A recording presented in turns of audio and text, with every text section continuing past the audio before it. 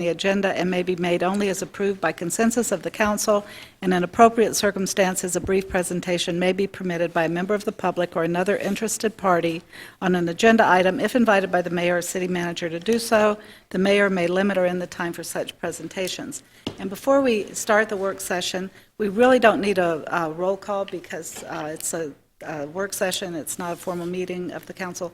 But I would like to ask that we stand and do the Pledge of Allegiance. Mayor, would you lead us in the pledge? Turn the pledge. I pledge allegiance to the flag of the United States of America and to the republic for which it stands, one nation, under God, indivisible, with liberty and justice for all.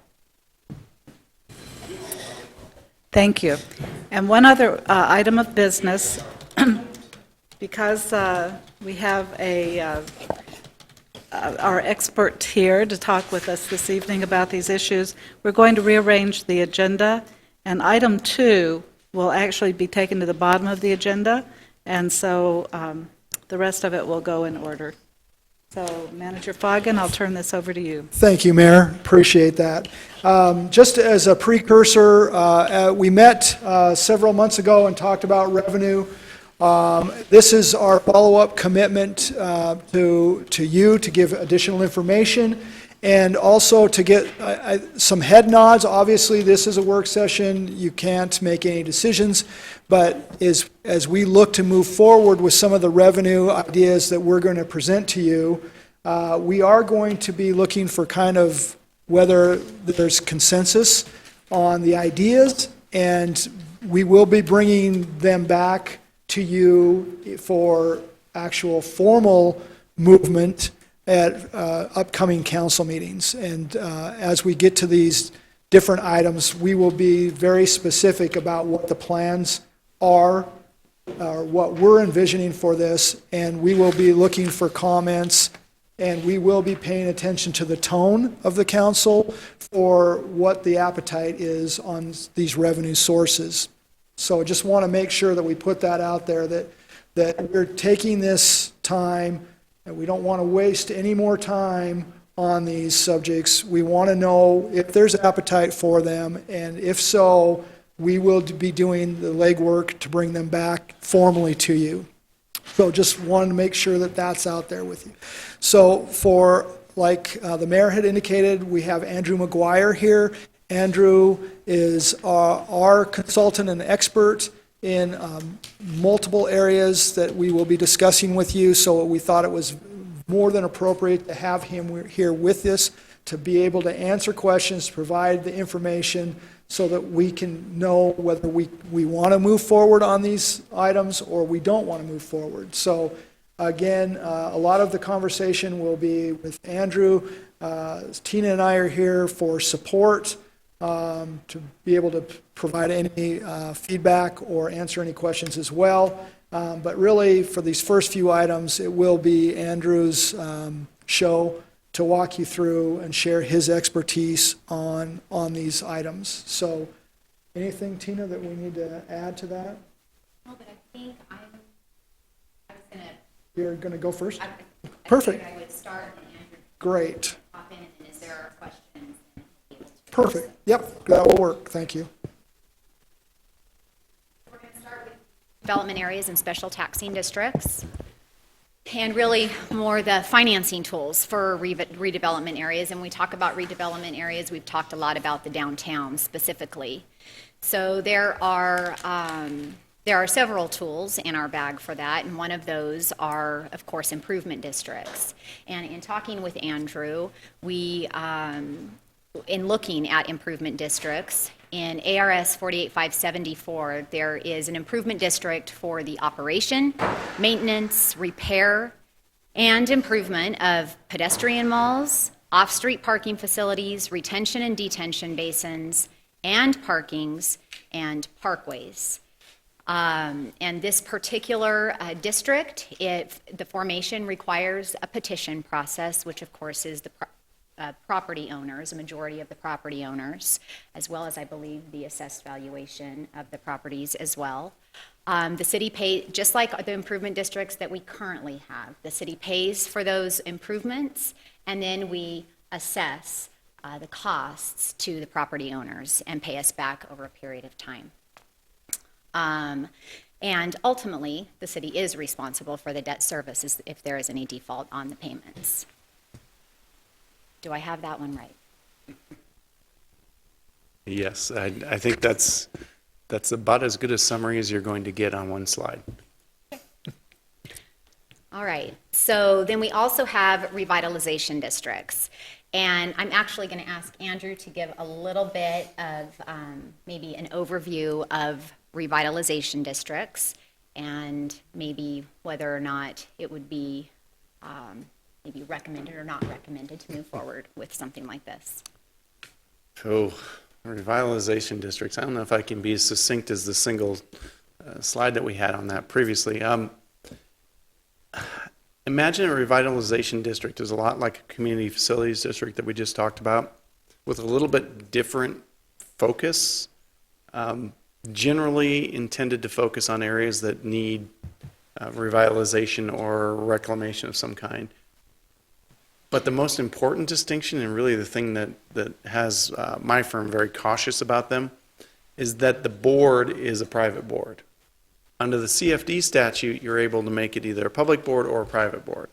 Under the revitalization statute, it is a private board exclusively. And we have had a hard time as a firm getting comfortable with the idea of taxing entities being run by non-elected people. It, as a policy issue, is something that the city would have to grapple with and decide whether or not you were going to do it. And then after you move through your policy and decide the scope of them, then decide how you're going to utilize revitalization districts. There's only 2 communities in the state that have really toyed with it at all.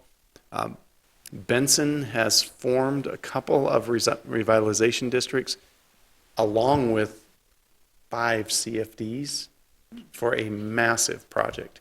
That project hasn't really gotten off the ground to know how it's going to work. But that's the only one that has formed. Buckeye just recently adopted a policy for a very narrow form of a CFD, of a revitalization district, for the purpose of operating a water company. And that's the only thing they had in mind, and it was specifically for commercial and industrial property. So they have a very narrow focus on what they might use it for. They haven't yet had an application to form one.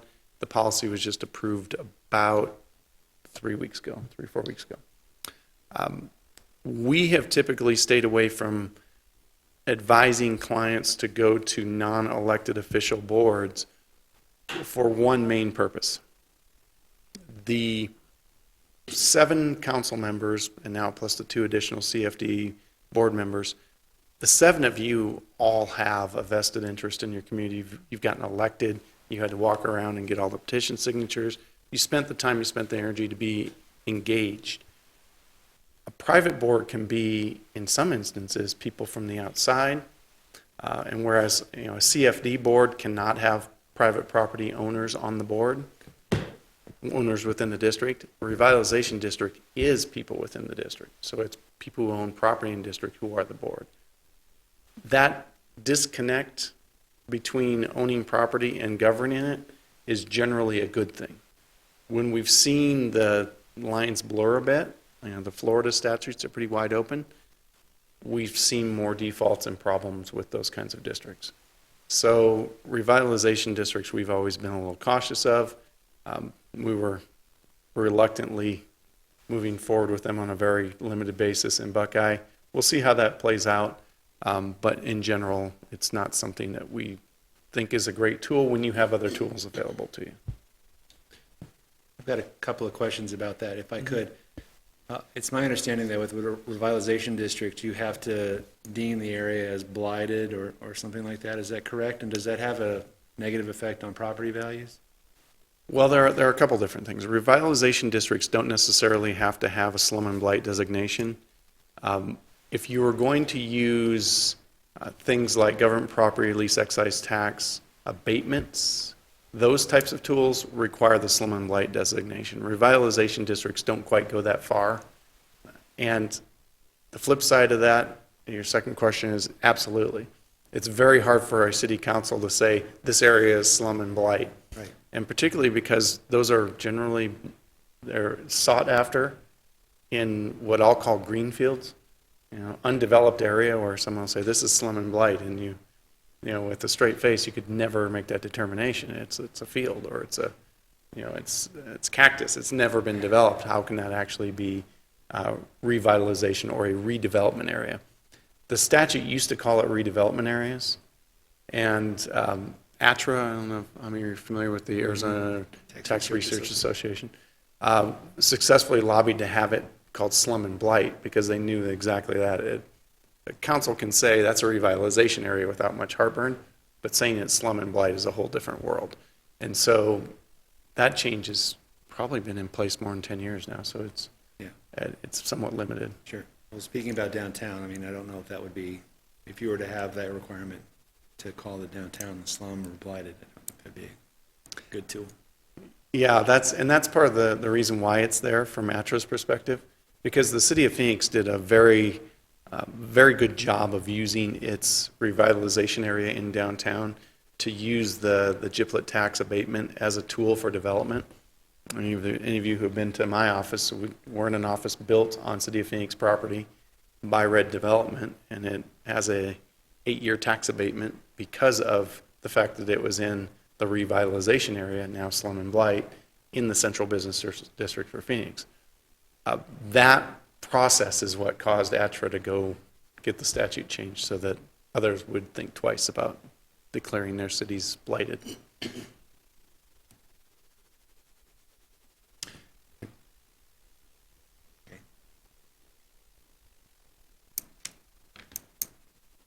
Okay, so we've also talked about dedicating a portion of existing TPT towards funding redevelopment areas, and that can be done simply through an ordinance. The problem is that it can be changed by any council at any time, because it would be. What we cannot do, or what would be unable to do, is dedicate a portion of TPT that's generated by a specific area and then dedicate that money to be used for that same specific area. And in talking to Andrew and talking about TIFs, he had stated that that was a little too similar to a TIF, and so we would be unable to do something like that. But we could still dedicate a portion of just TPT in general, like we do with tourism, like we do with capital projects. But again, it's done through an ordinance and can be changed at any time.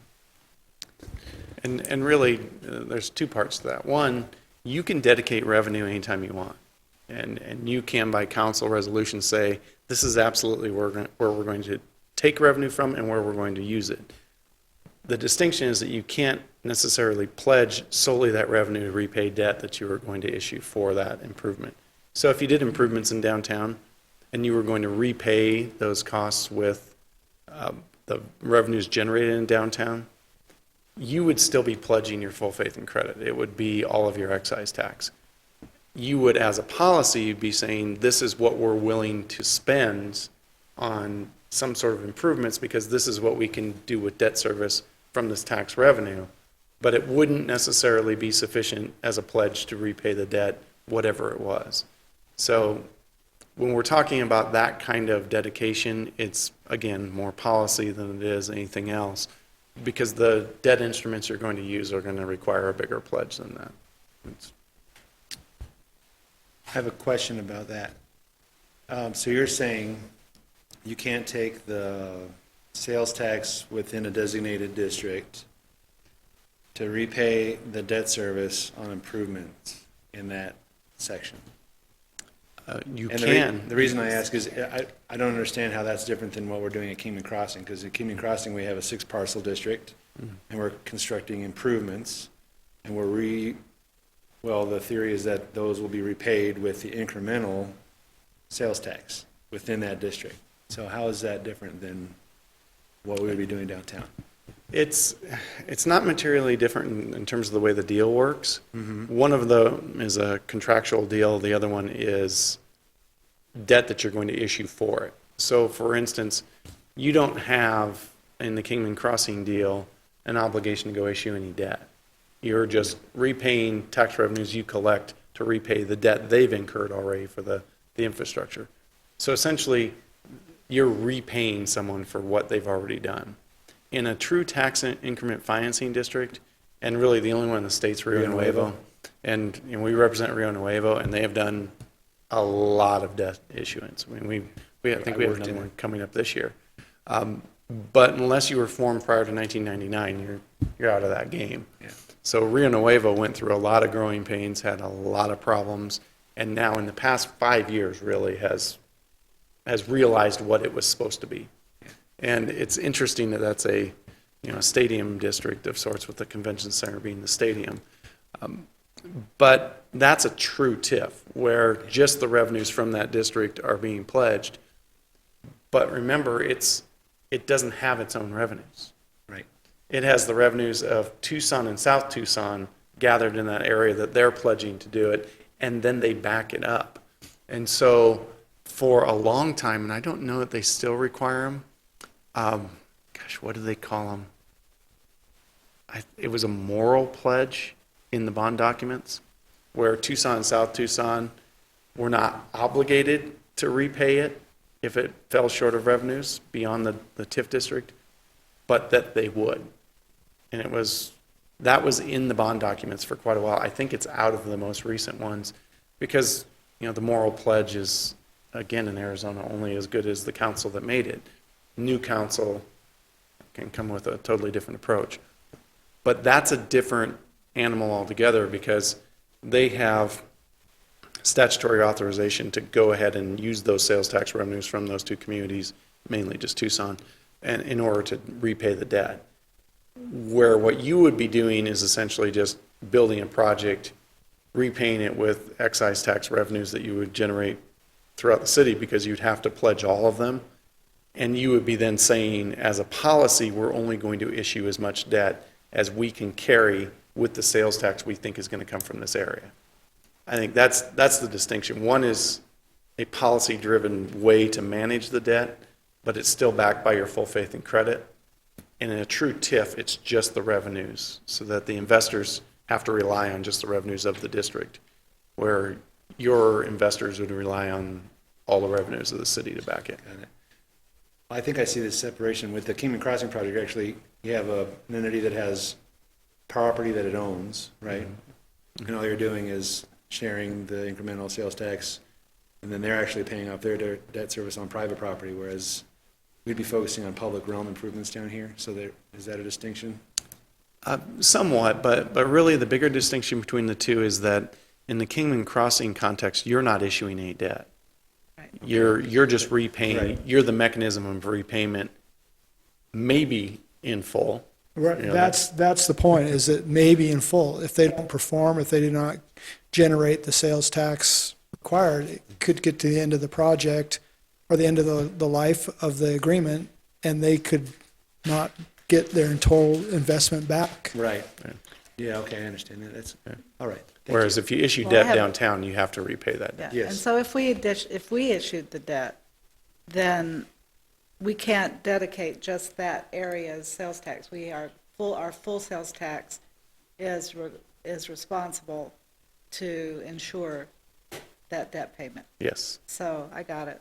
And one more little nuance of the TIF statute, even when it allowed you to form a sales tax TIF like Rio Nuevo, it required 2 cities. So We don't. you'd have a little bit of a challenge here. You don't have an adjacent neighbor. Okay, onward. Yeah, you'd have to start the for conversation of 1 square mile. incorporating It's weird. Golden Valley again, and that didn't go well before. Is that in That's in Tucson proper. Yeah, it's downtown. Right, that's Yeah. I worked in that district. I was. Oh, did you? I did all design and construction for transportation for a while down there in the Rio Nuevo. So it was weird. But it's amazing what it's done recently. Yeah. And the projects are really looking good. Thank you. So really that's what we wanted to bring to the table for redevelopment areas, specifically downtown. Those are what we have Yeah. found would possibly work. Conceptually wise, I think that doing something downtown is probably a good idea. I mean, if you look at the studies that have been done by like National Main Street, they say, and you'll have to help me out, but for every dollar that you invest into a historic downtown Main Street area, it produces a return on investment of 36 or $7. $7.62, I think. So, you know, that's a win-win for everybody. How often do you actually revitalization district put them together? Several. We have enough areas in our community. You know it. Push the- You stick-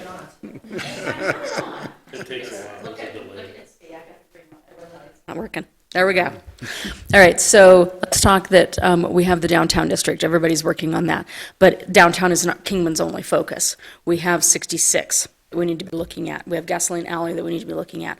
So can you do something with a revitalization district multiple at a similar time, or can you separate that out? How do you work that to recreate that in several areas, and is that a logical thing to do? Well, what we were Or looking any at- type of district, I Yeah, what we apologize. were looking at before on the previous slide was actually an improvement district that's tried and true, been around forever. We have these for some larger projects. We have these for some smaller projects. I was telling Tina that the smallest one I've seen is Fountain Hills collects something like $38 a year from about 50 property owners to maintain a wall and landscaping strip. Well, the town manages it, so the cost to the district is the town's time. So you really don't want to go that small. But in many districts, many areas that we have, this idea of retention, detention basins and parks and parkways, that we're calling it a municipal improvement district, which is a total misnomer. It's not really that, but that's the simple term we've come up with. And many valley cities now, with each and every subdivision that comes in, they're putting a mid in place as it's dormant. And only upon default does this thing pop into play. Because at the time of formation for the subdivisions, you have all the property owners signing on a dotted line. So formation is 100%, you waive the election, and it's simple. And then it's in place just in case you have to levy at some point in the future if the HOA fails. You don't really have that opportunity when you're going back to already developed property. So the size of your improvement district almost always is governed by how many people want to be in. And it's really difficult to form an improvement district when you're at the narrow edge of 51%, because your protesters are going to be vocal and they're going to be almost half of the property owners. So it's difficult to do. You really have to have a commonality of interest for people. And so something like downtown, if you were to invest economic development money to build the improvements, and then you imposed just the maintenance of it on the property owners, it would be a small number compared to what it would be if you imposed debt service for the improvements themselves.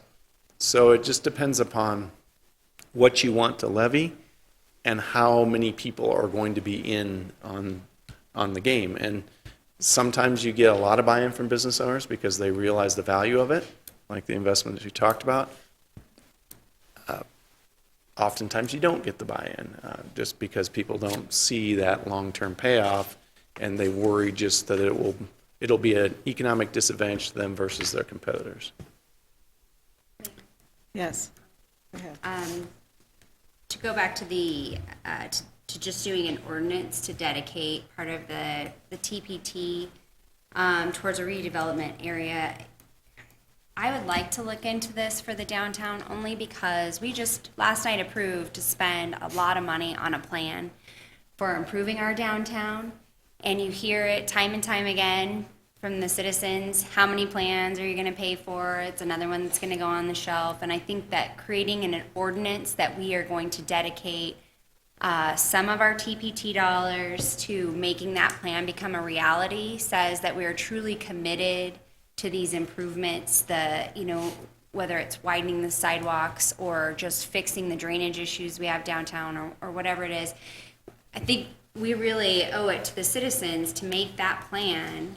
How much is it? It's $425,000 For the design? $475. $475,000. We owe it to them to see that through because that's an awful lot to spend for just a plan.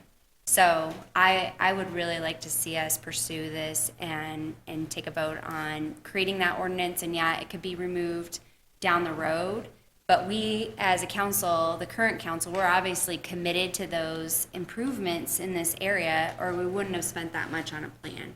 And so let's see if we can't do something today to make sure that that takes off and becomes something. I would agree with that. I mean, you look at how dependent the city of Kingman is on sales tax, it just makes sense to try to develop our downtown as much as we can.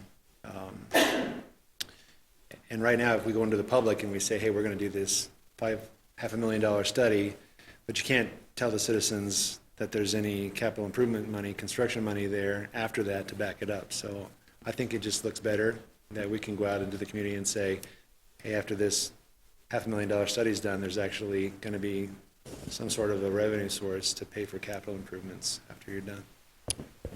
I have a question, though. Until the plan is done, will we have any concept of what the funding is what funding is needed and how that translates to sales tax?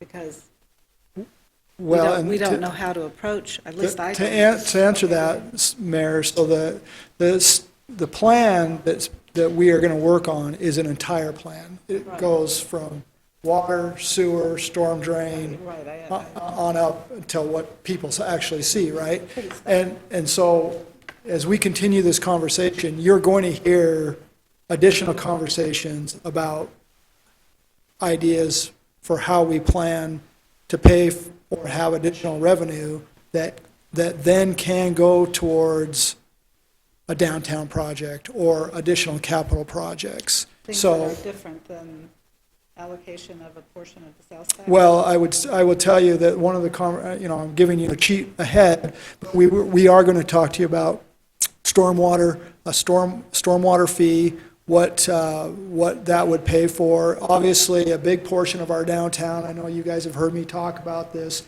is that a big challenge for us in the downtown is how do we take care of stormwater. Right. So as we talk about a stormwater fee, it won't all fall to the TPT to pay for, right? If we have the ability to do some other capital projects, that will help us in what we're trying to accomplish. Same as if there's additional changes in the water system and in the sewer system as part of the study.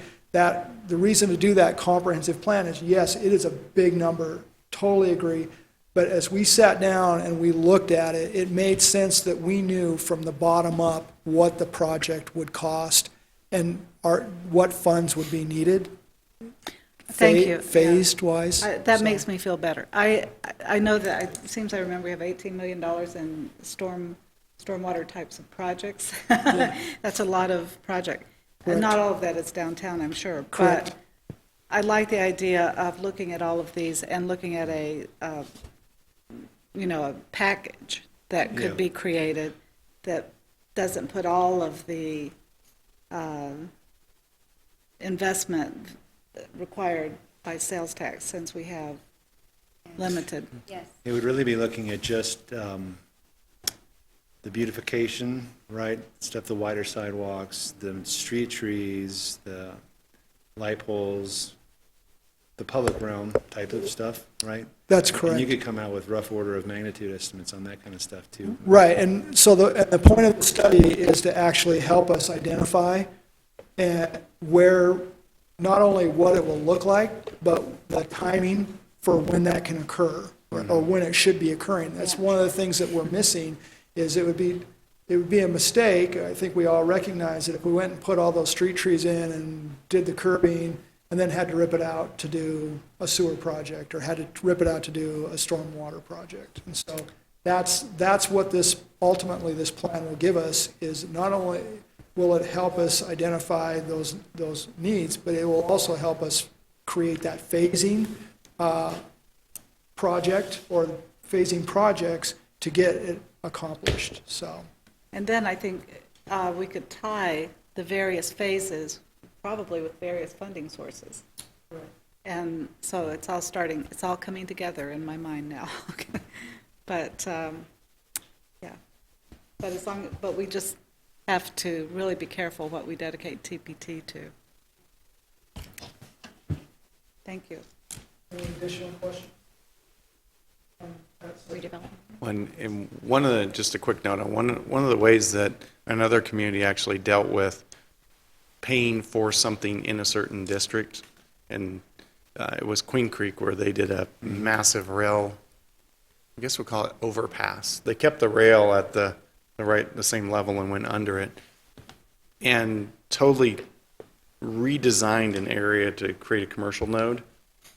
And in that area, the property owners accepted an additional sales tax levy on themselves as a means to pay for the $26 million worth of improvements they had. And so those are opportunities too when you have one developer and fresh dirt.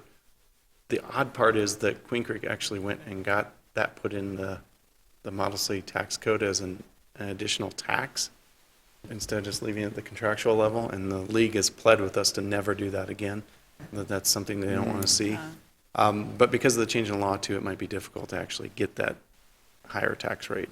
Yeah. Just a question on, oh, never mind. No, answer my own question, please. Okay. All right, so moving on to special taxing districts. So Title 48 covers special taxing districts, and there are many types of special taxing districts that are allowed and that are available to us. But today, we're going to focus on fire districts and community park maintenance districts. So I'm going to kind of go through the statute, the formation, what's required of that, go through a little bit of maybe some of the impact, of course, what that might look like for the fire district. And then again, questions, by all means, interrupt. So the formation. So the process can begin at any time.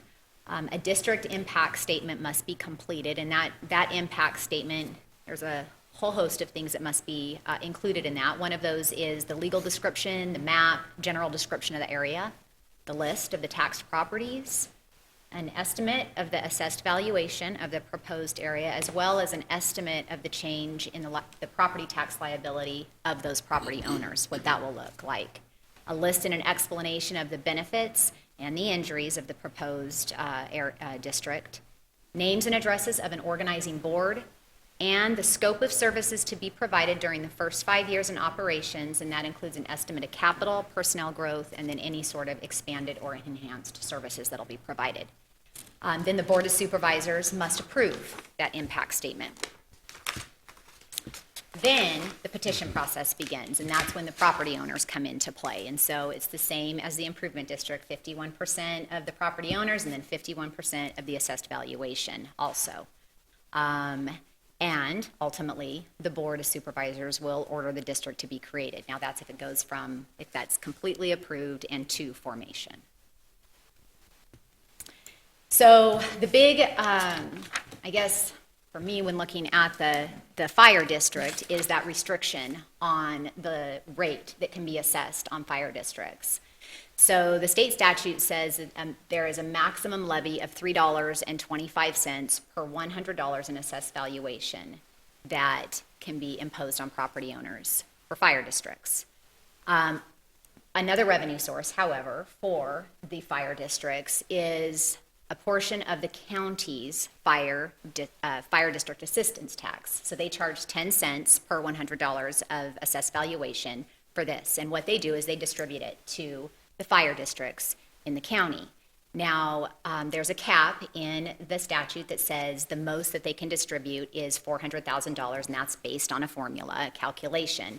However, if the county does not collect enough to distribute based on the calculation, then of course, everyone receives a lower amount. So just something to take into consideration. So there's those two revenue sources that the fire district can receive or collect. And then, of course, grants, interest, any of those types of things as well. So we also know, as far as the expenditures are concerned for the fire district or the fire department, we know there's personnel, all the O&M, the capital, and the capital projects, as well as our PSPRS and funded liability. So just look. I'm sorry. No. That stays with the city regardless. So yes, and the reason being is that districts are never going to accept a PSPRS unfunded liability. they can't afford to do that, and they would not do that. So it is required to stay with the city. But that's something that we're going to take into consideration when we're looking at these numbers, because ultimately that is part of the fire's costs. So when we look at the capacity example and we say, or the budget capacity example, and we look at our revenues that we're going to collect, and this is based on the 2020's preliminary assessed valuations as well as the 2020's adopted fire department's budget. So we've got our property tax levy, which would be $6.9 million. And of course, we have to take into consideration delinquency, a delinquency rate. And I used a 5% rate. I believe NACFED or one of the other fire districts uses a 6%, so I went ahead and just went a little bit lower, 5%. I did not put anything in there for the fire district assistance tax, not knowing what that figure is going to look like. So I went ahead and left it out. The most would be $400,000 though. So total revenues, $6.5 million. Now, based on our existing, just the expenditures, not the additional unfunded PS, or the PSPRS unfunded liability, just our existing personnel costs, all of the O&M, and our capital outlay for the fire department, our total expenditures are almost $3 million. So that is a loss of just under $700,000. Now, on top of that, this year, we are remodeling the building, we're doing a training tower, we've got a couple of equipment upgrades that are over $200,000. We know that next year, we're planning on funding fire apparatus, and we know a couple of years later, we're hoping to use some DIFs for some more fire apparatus. So just things to take into consideration that are hundreds of thousands of dollars. And then I did put the additional PSPRS unfunded liability payment in there. So of course, a deficit of $3.8 to $3.9 million. If we backed that out, it would still be a $2.3 million deficit, and that's for fiscal year 20, and that's based on our expenses. How does the city handle their property? Say the fire district is approved and it becomes a district, that those fire departments, that's our property, right? Their trucks are our property. So they have to, do they normally purchase all those things from the city? And how do they have that money, how do they have that capital to do that right off the bat? Well, there is no normally, Okay. because the statute addresses what happens if you go from a fire district to a city. If a city completely takes over a fire district, all the assets and all the liabilities of the district become the city's. There isn't necessarily the converse of that, because it just doesn't happen. Once a municipality has a fire department, it rarely ever stops providing power or fire unless the department of the city keeps shrinking in size. There are some communities that finally just can't afford it and stop doing it. What we have advocated for, when I say we, it's mostly me. I've been pushing for a long time to try and get the statute amended so that we can have city-formed fire districts. Because the one thing voters will say yes to is police and fire. Yes. They understand it's limited, they understand this is the purpose, and if that's all it's going to be. So, for a long time we talked about how can you amend the statute, and it's actually not that hard, to allow a city to form a fire district over its own boundaries, and then take advantage of all of these things except for the county tax.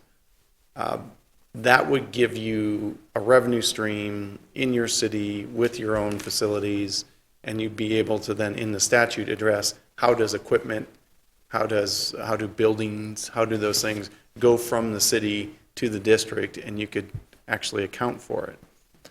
The closest thing we have in the statutes right now is the non-contiguous county island fire districts, which were the response to the town of Gilbert refusing to give service to the county islands in and around it.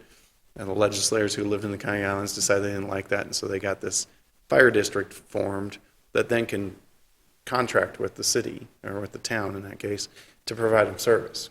So they can collect a tax, they can do everything like a fire district, but they don't have any assets. All they do is enter an intergovernmental agreement with Gilbert to provide them fire service. So if that's okay, it seems like a natural next step to allow cities to do this.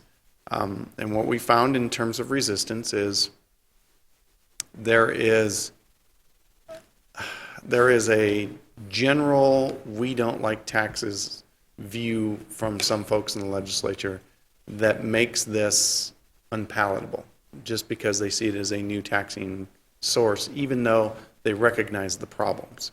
I think in the recent couple of years, now that PSPRS has become so out front and everybody understands such a huge problem exists, maybe there's an appetite for doing that, because as you can see, it's not going to be a revenue generator for the city. It's just going to put a dent in your, in what is a fairly expensive operational cost. So that's the route that I've been trying to get people to think about a little bit more.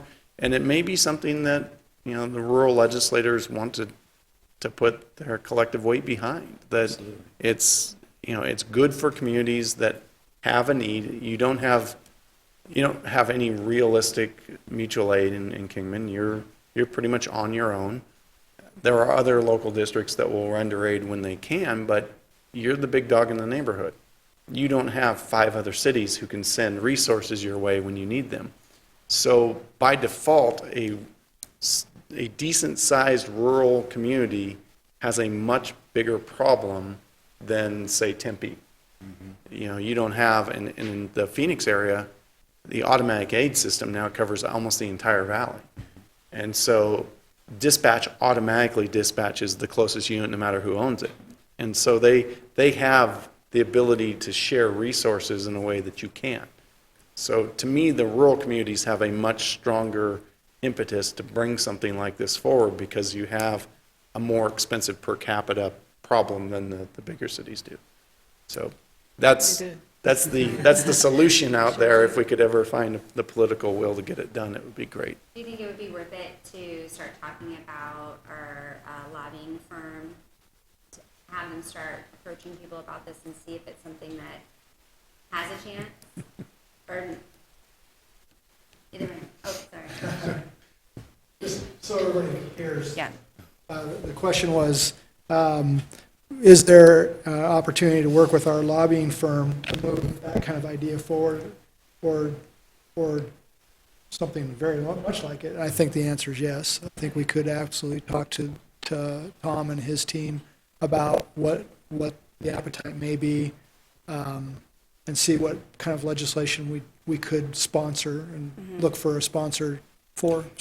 And so just to clarify, it's a fire district, but it's the city of Kingman's, so we retain the property, but the district just helps pay for the expenses of the fire department. Yeah, the mechanism, as I've envisioned it, would be that you would have a separate taxing entity, a lot like a CFD. Mm-hmm. You would have the same 7 people who are elected to the city council be the members of the board. You would have an intergovernmental agreement, much like you have between a CFD and a city, to share resources. Yeah. And the resources would just be property and equipment and all kinds of things the city's already invested in, allowing the district then to be more operationally focused rather than capital focused. But then you'd also have the ability after a little while to build capital and do things as, it's a $6.5 million number. Right. That's not going to solve all budget woes, but it can certainly get you a lot closer to PSPRS, full funding, and a number of other things a lot sooner than 30 years. And so a great way to diversify our revenue stream, because this is something that's not sales tax based.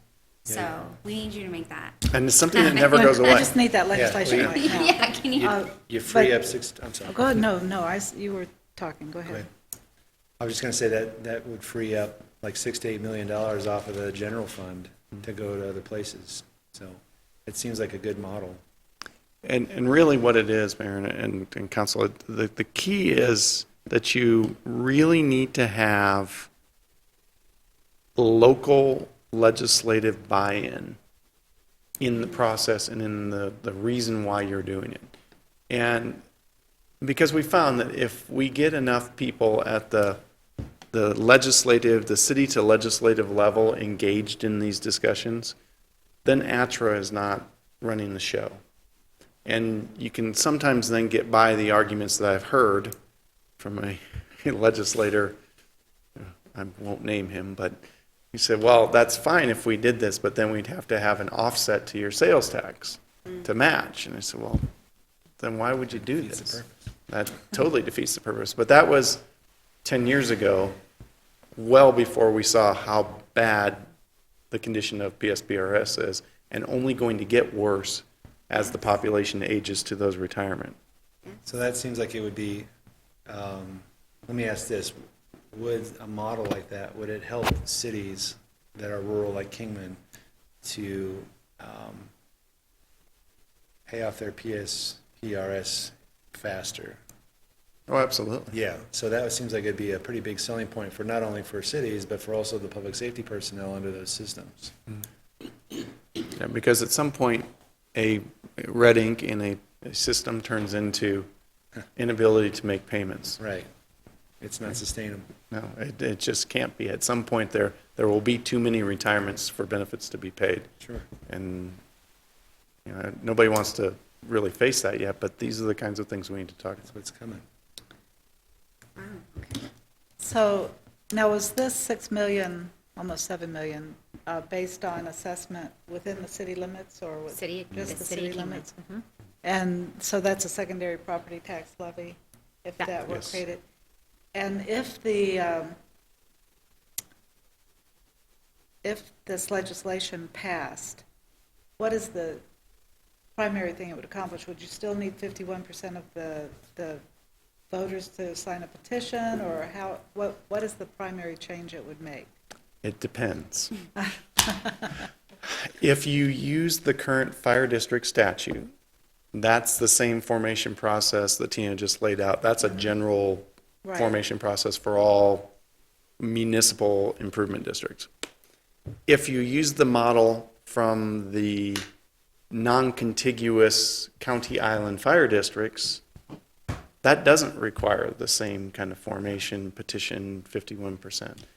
It's a very simple process. That statute is probably 1/10 the size of the regular fire district statute. It was clear that the people who wanted to do that wanted to make it efficient and easy to do and Yeah. quickly form. What's good for the goose is good for the da-da-da. I've thought that many That sounds times. like a very good objective to pursue with our lobbying firm. So if It's you were, in the if you were book. going to propose a bill, that seems like you would want to include the easier version in the bill. I think so. It could save us. Just a question for Manager Foggen when he's ready. I don't know if you know the answer, but has the city of Bullhead City, have they ever had a city-owned fire department? And did they change to a district, or have they always just had a fire district? They've always had a fire district. Okay, that makes sense. And I think on their valuation, it's probably about 7 million too, if I Yeah. remember Mayor Brady's discussion with me one day. So they really appreciate having one. Yeah. Yeah, Fountain Hills took over their fire district about 17 or 18 years ago, and they wish that they didn't. Right. Because they turned a secondary property tax revenue funded device into a sales tax revenue funded device, and that's not necessarily a great thing. Speaking from experience. Hear, hear. So the last slide, obviously, there was a lot of discussion on, and we learned quite a few things. However, I did want to share also just kind of what that fire district, what the revenues would look like based on the assessed valuations, because of course, based on the assessed valuations, if they go up or down, is going to change the amount of revenues that the district would be able to bring in. So I used since 2013, what those assessed valuations have looked like. And then I also, and then did the max of 325, so what our levy would look like, less any delinquency rate. And then what our fire department budget was over those periods of time. And then provided you with what that difference is. And that doesn't take into consideration any capital that we spent on the fire department. That's strictly their operating budget. And you'll see in just about every year, there's a loss. So, Tina, yes. if the city has to maintain the PSPRS liability anyway, and that was extracted from this budget, then would the revenues then within the district be able to support the expenditures of the district? So let's go back to this slide.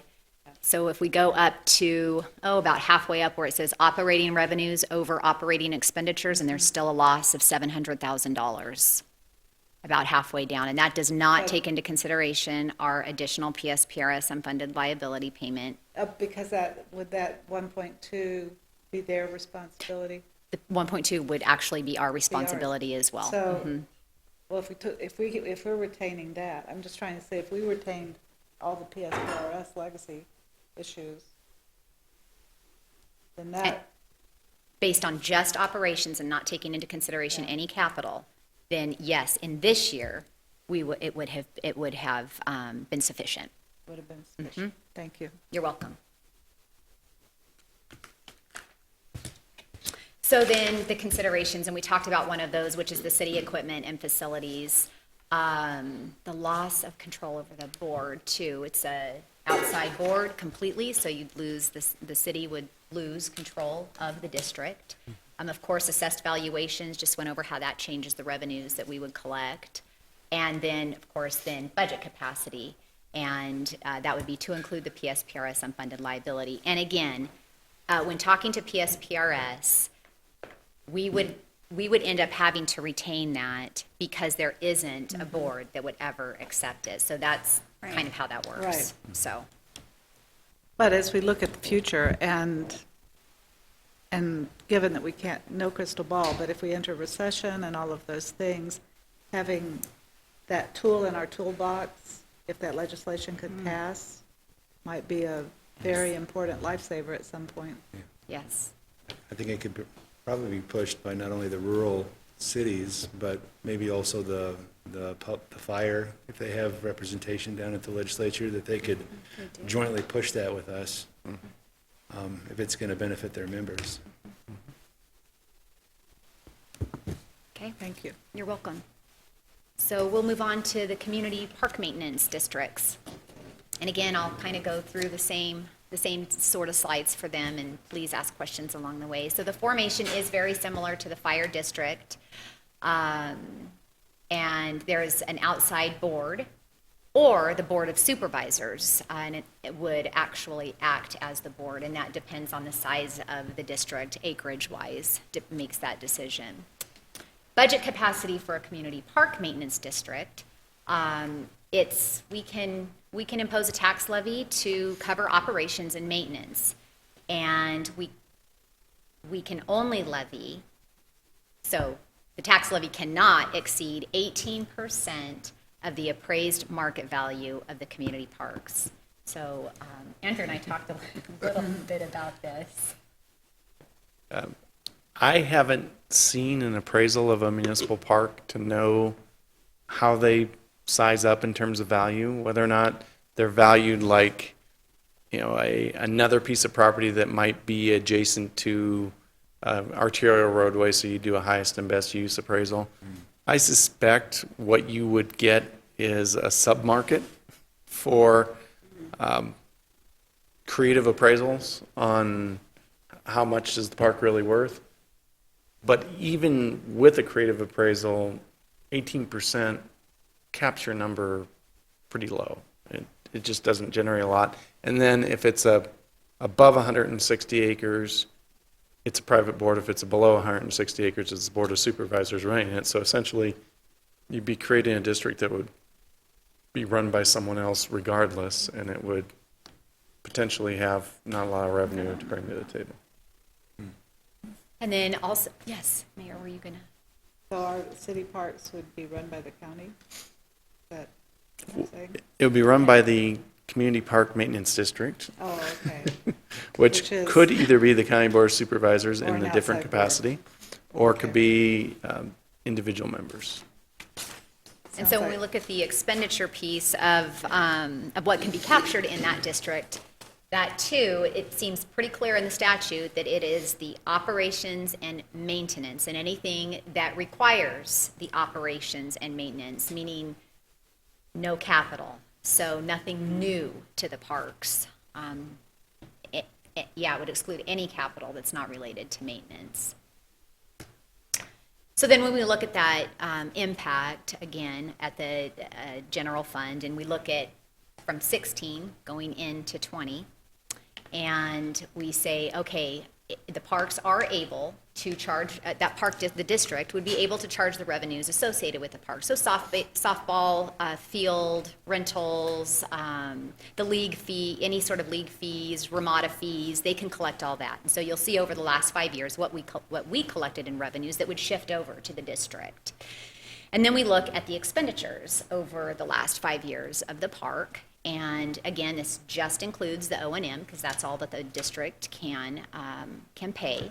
And so then we see what the net impact to the general fund for us would be, and it would be an increase of 1.6, 1.6, 1.6, 1.7, and $1.9 million. But again, that all depends on that 18% of the appraised market value. So I don't know what those calculations are. And so when we look at the assessed valuations and we look at the rate that might be imposed to the property owner, I don't know if this is what we can actually assess. But if this did meet the 18%, we would assess a rate of, using fiscal year 20 numbers, of 101. And that would be a cost to the property owner of $101 a year, and that's based on a $100,000 valuation property.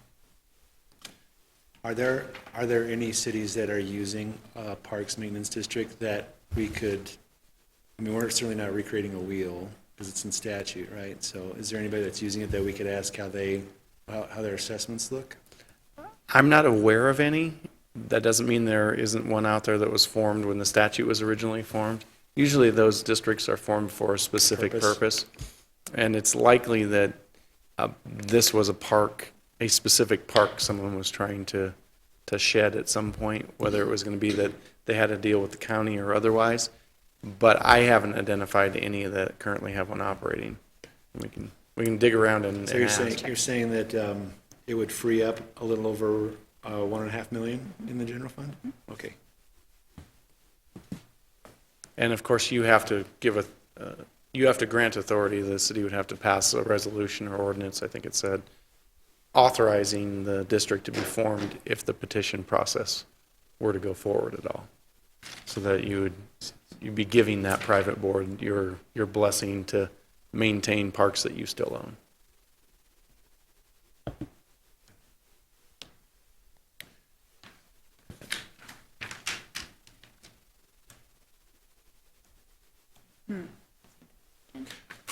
I was just thinking to myself, but that $1.5 million that you would take away, or that would be added to the general fund or freed up in the general fund, that could be invested into parks capital improvements? New stuff, or whatever you want it to be. However you decide. Assuming that you can actually collect that amount, Yeah. because it's I capped think by it's appraisal. This is all iffy. hypothetical, right? Yeah. I feel very iffy about this one. It And doesn't let's go back strike to as both much. of them one more time. I apologize, Mayor.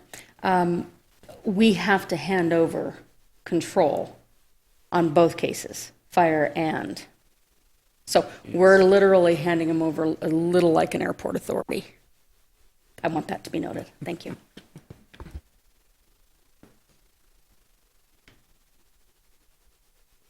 So considerations, loss of control, and the city equipment and facilities, again, so they're able to operate and maintain them. We're not sure how we shift some of that equipment for them to be able to maintain them. And then, of course, the appraised market value is the biggest item in question, so. Yes.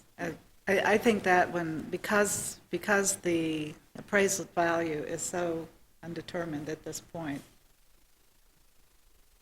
it really makes me uncomfortable I'm much less comfortable with this one than the idea of pursuing legislation to make a fire district possible. And it's not that I want to go into a fire district. I really want to. I think we have an exemplary fire department. It's just that if the time comes where we are fiscally up against the wall, we may have to consider that option. And so that's why I'd like to have the tool in our tool bag, if we can get it. And so just a calculation on what that appraised market value would need to be based on 20's levy. If we did levy, it would be over $11 million in a market value for the parks, just to give you an idea. And you base that on what? So I did the levy because it can't exceed 18%. Oh, okay. Yeah, so I did the levy and then determined the 18% from that. Okay.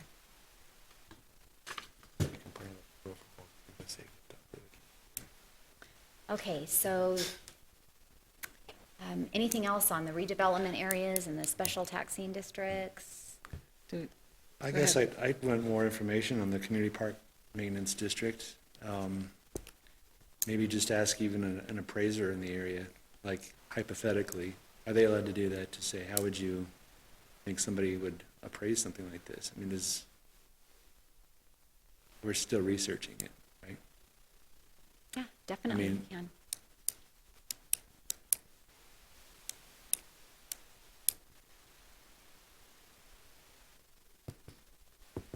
I think we're trying to run a business, we're trying to give people the best service at the best cost and be able to provide everything else that the business does, so. And we're limited on resources. Absolutely. Question. Certainly. You mentioned that it would be difficult, potentially difficult for us to actually collect the money. Elaborate a little bit on that for the parks. Did I misunderstand that a little I was bit? talking about the appraised market value to collect the amount that I'm showing on the Okay. slide. Thank you. Yep, you're welcome. Thank you. All right, Yeah, that's just another form of, is that a secondary property tax? Or same thing. Same thing, yeah. Okay. All right, so we're going to go past these slides.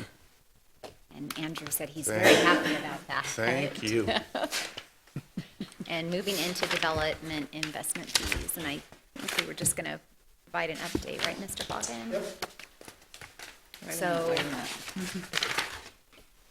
slide 32. I'm going to lodge a protest against the use of investment. There we go.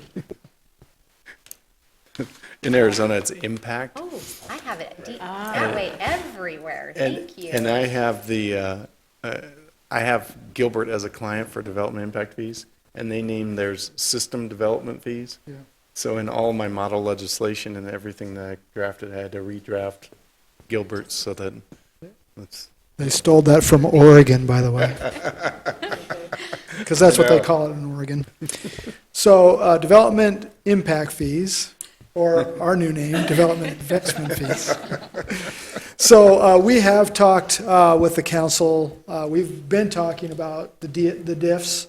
Now, we started a conversation back in January with you folks with regards to this. Really, what the update is to just basically tell you that we are prepared to move forward with diffs. And we're going to look at diffs for public safety, which is both police and fire, parks, transportation, stormwater, and wastewater. Those are the areas that we're going to look at diffs for. And right now, in the timeline, we are at the RFP for the diff study, which is required. We have to have a third party come in, look at our master plans, and help us determine what we can charge. And so I know Tina is looking at that RFP right now. We're looking at firms that provide this, both in-state and out-of-state, so that we can get the best possible price and high-quality consultants to work for us. So that's where we are right now. The consultant selection will be in August. That process will take 270 days. So it will be more than likely something that we will be looking to start in probably the new fiscal year of 2021. I've not seen councils jump on this immediately. Here's the numbers. So there's generally some tweaking that occurs, but we hope to have them for you and for consideration and have them in place and collected in July 2021, or 2020, sorry, July, for the 21 Wait. budget. Sorry. One quick note on Are you that. going to, I'm sorry, but are you saying, when are you going to have the recommendations for, It won't be until that 270 days is up, which will be in May 2020? right? Those won't be the recommendations, so there'll be recommendations prior to that. That would be the actual Oh, implementation, implementation, right? okay. So I don't know how I long don't know the why study- we would wait another year before we would start implementing it. Well, it's actually worse than that, Mayor. The statute has enormous timeframes built into it in terms of public hearings required from the time that you decide to move forward with your study until you can actually implement fees. So there is a 60 days, 60 days, 60 day, it backs up. And then after you've adopted them, they can't be implemented for another 75 days after that. So when you put all of that time period together for all the notice and hearing, it comes up to the better part of 9 months that you're going to be working on it. But that is actually after you have your study done. So that would So- start after May 2020. So you're, So it's not so- after the consultant's hired, it's after the study's completed. right, so So- you would probably only be able to implement part of fiscal year 2021. So it wouldn't be a full year of collection. You would be somewhere into that fiscal year before you could start. And they are, typically, the studies themselves take a couple of months, depending upon the complexity. Before you get a draft back, it's going to be a while. And then you all will want to look at it and see what your comfort level is with the different levels, because the inputs into the study govern how much it costs on the other side. And And the study will give you a maximum of what you can charge. I have yet to see a city council adopt the maximum. Right. So, have you seen it? Yeah. I have not seen it, so I would love it, but, so if the public safety, I'll just pick on public safety is one, that's probably one that we would expect to be close to, if it came in at $500, that one would not be surprising. But, parks tends to be a higher number, and it may come in at, $2,400. And the council can adopt up to that, but usually what you see is, we're willing to go to $1,800, or, something like that, or what can we get for $1,800? So, So there would be a different impact fee for each one of these areas. That's of correct. System development that we would be responsible for. that's correct. Okay, Yep. thank you. I'm sure the answer is no, but I'd like to ask. Ask it anyway. We used to have impact fees. Yep. Is there any way we can just bring that exact fee schedule back without going Nope. through all this? No. Actually, it requires, so the legislation requires that you relook at your impact fees every 4 to 6 years? every 5 years. I got it right, 5 years. Every 4 to 6, that's Split five. baby. Every 5 years, and we're past that. So we would have had to look at them in 2017 anyway. Well, and I believe your prior fees were adopted before 2014. And the statute was, I'm going to use the word amended, I'm going to choke on that word as it comes out, because 19 lines of your current statute survived of the amendments. Lawyers.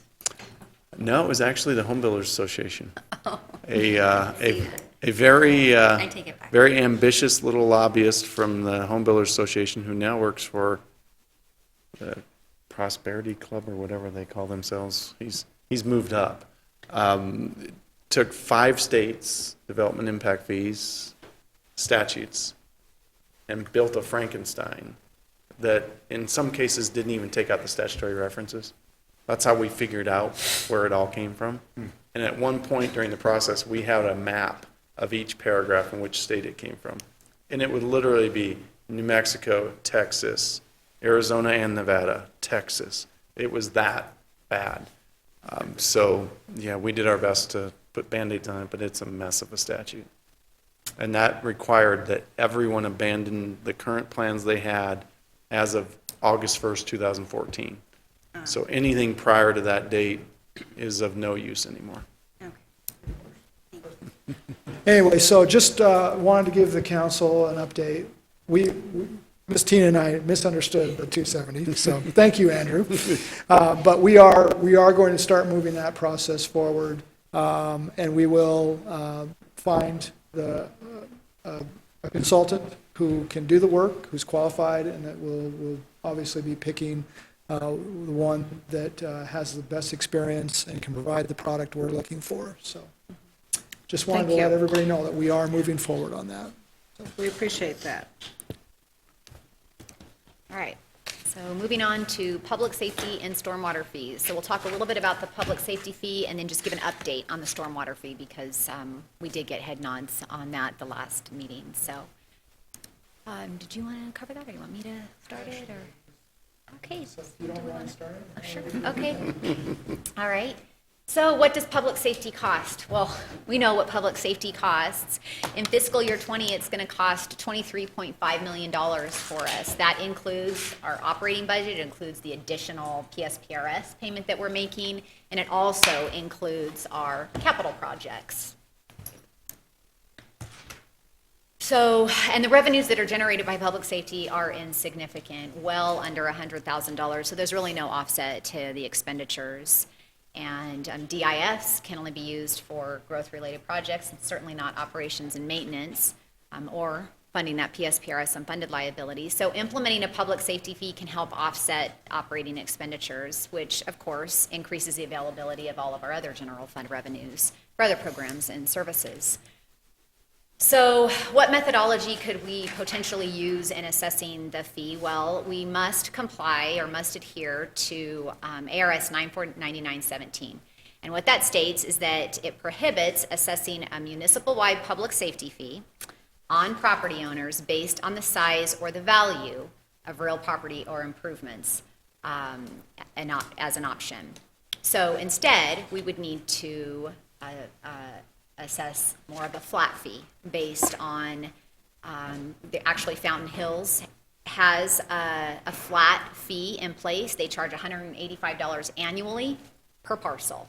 We, on the other hand, have utility customers. So we could do it based on a flat fee for our utility customers or our water customers, and it would be within the city limits. We certainly couldn't assess that outside of the city limits. We have about 12,500 customers. And that's residential and commercial. So what could that possibly look like? Just to give you a couple of ideas. So if we charged a monthly fee per water customer, didn't matter if it was commercial or residential, of $5, the customers that we'd bill would be that $12,500. The annual cost to the customer would be $60, and we could collect about $750,000. If we move that fee up to, let's say, $15 a month, the annual cost to the customer would be $180, and we could collect just over about $2.25 million. That gives an idea of how we could assess that fee and what we could potentially generate in revenues for that. There are no limitations on how that can be spent, like, I mean, it could go right to PSPRS, or it could do personnel costs, or it could buy new equipment, anything? Well, this started off in Paradise Valley. My cohort there had an ingenious idea.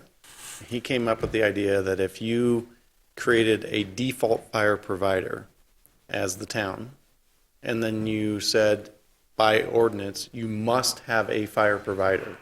We don't care if you get a private company, we don't care if you use us, but if you don't get anybody, we are the default, and here's how we're going to charge you. And because Paradise Valley obviously has widely varying assessed valuation, they based it on the value of the property.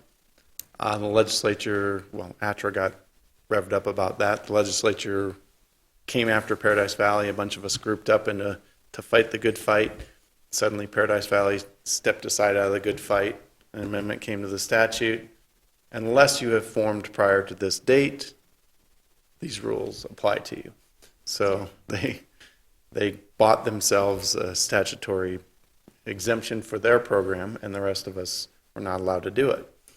So in the discussions in Fountain Hills, we went back and looked at the statute a little more carefully and said, well, you can do it by parcel, as long as it's not by value, and that means Target pays the same rate as I do as a homeowner, but the statute doesn't let you make a distinction.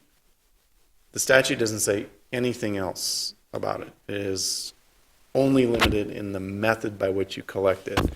And so we have opined that that means that you, of course, can collect a flat fee, and that's why Fountain Hills in this year's budget is proposing to go forward with $185.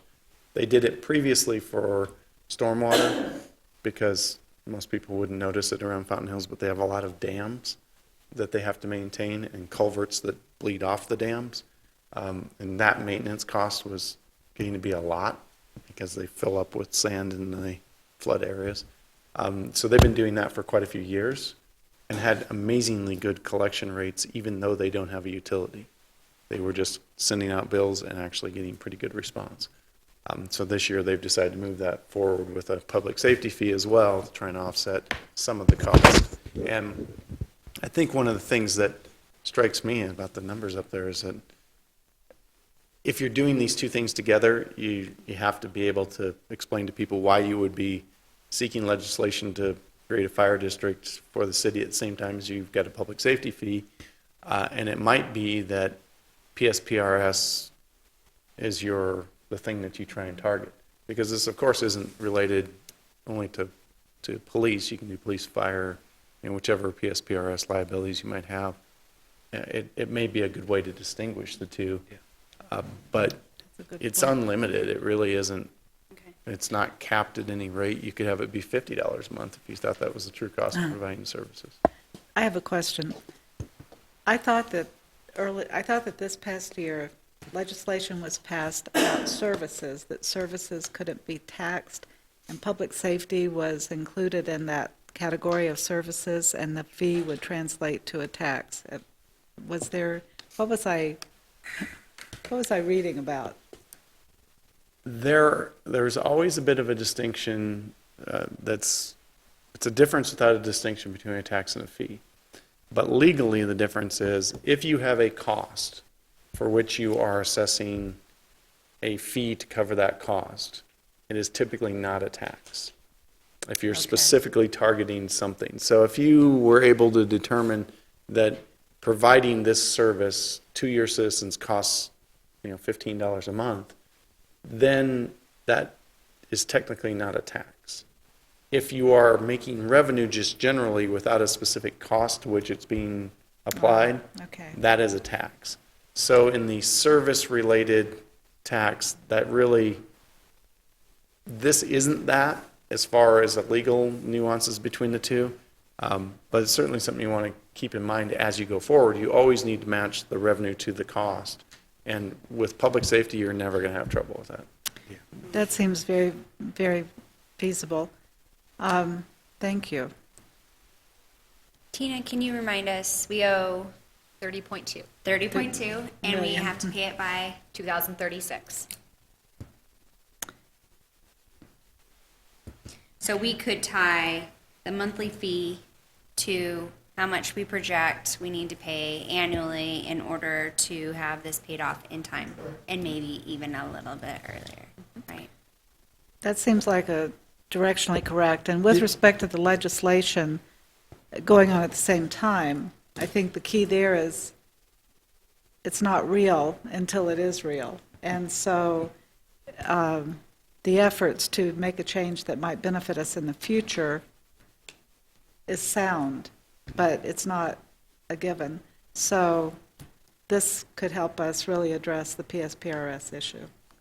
Well, and after the PSPRS issue is resolved fully, this could resolve the increasing cost of public safety, because not only is there an outstanding liability for most communities, this is a ever-widening gap between revenues absolutely. and those services, Yeah. because those costs just continue to go up.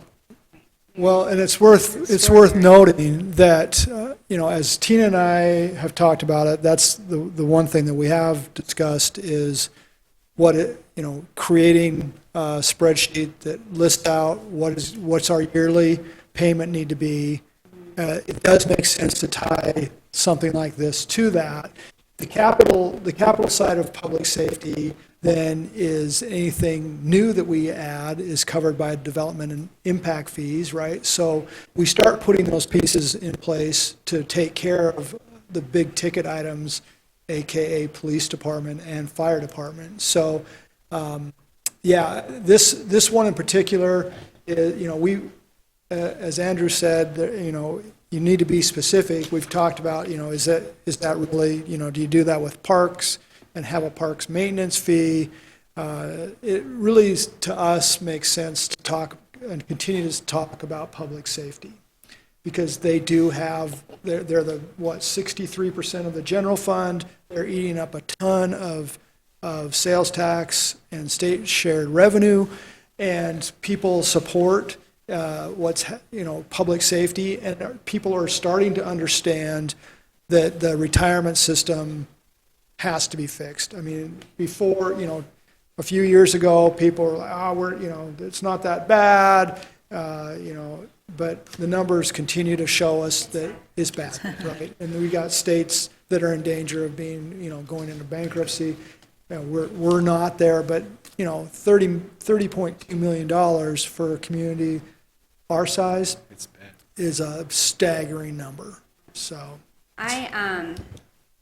Ever since I learned about this, this number has kept me up at night, and I would certainly feel a lot better if we could have a real plan in place that starts chipping away at it. It's not based on sales tax or how the economy is doing. It's just always going to come in, and it's always going to make that payment, and we know that we will have it paid off in time. So I absolutely support that. That's $30 million this community owes, and we need to take care of Yep, it. and so what we're proposing, like I said, we want to have some real answers for go forward tonight. And so what Tina and I are proposing is, as you know, we're making a payment this year of $3.1 million to get us kick-started on this. What we're going to propose is that we will have and do the calculations and education piece for the next year's budget, and that we would have a plan to basically start paying down with regular payments based on this information starting for fiscal year 2021. And that will basically give us the 15 years that we need to pay off this debt. If we wait any longer, the payments are just going to be so large that keep us up now. Wow, Right. we wouldn't be can't able to get a wink of sleep worrying about this over our heads. So And when can we start implementing this fee? Anytime?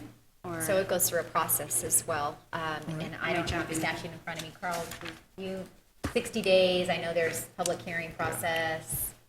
Yeah, So there's some time that it takes to implement those as well. It fits into your regular fee adoption statute, Okay. which is, because it's a new fee, you would have to have a report that doesn't necessarily have to be done by anyone in particular, but it may be something that you want to consider with the fee consultants that do the development impact fee study. Those folks often do rate studies as well, often are good about creating a good document for you to use as the basis to say, here it is, this is real cost, and then you can adopt a fee accordingly. But it's a much shorter process in development impact fees. Okay. It's basically one public hearing compared to a year. So That's there's one company that could do impact fees, public safety, stormwater, if we go that route, correct, all packaged. correct. Yep. Any additional questions on that? No. Okay. All right, so then stormwater fees, did you just want to give an update on that? So, the mayor just talked about stormwater fees. I know that we've mentioned this a few times. We recognize that last year through the monsoon season that one of our weaknesses within this community is taking care of stormwater properly. We have, what I asked our engineering department to do is work with our public works department to create what I refer to as a remedial drainage project list. And that's where that $18 million price tag came from. So we can no longer take care of our stormwater with the amount of money that we're getting from the county, which is about $620,000 a year. And we can't bond against that money because it's not guaranteed. So we cannot take on any large projects because it's not a guaranteed revenue source. So as you're aware, we created a stormwater utility, and it's an enterprise fund. It's designed to be a business, to have its own fee structure, its own revenue and expenditure line items. And so as moving forward, this is one of those things that we are going to be working on. We are going to look, I think that's a great idea, tying these all together in an RFP. We'd probably get some economy of scale from the firms that look at this.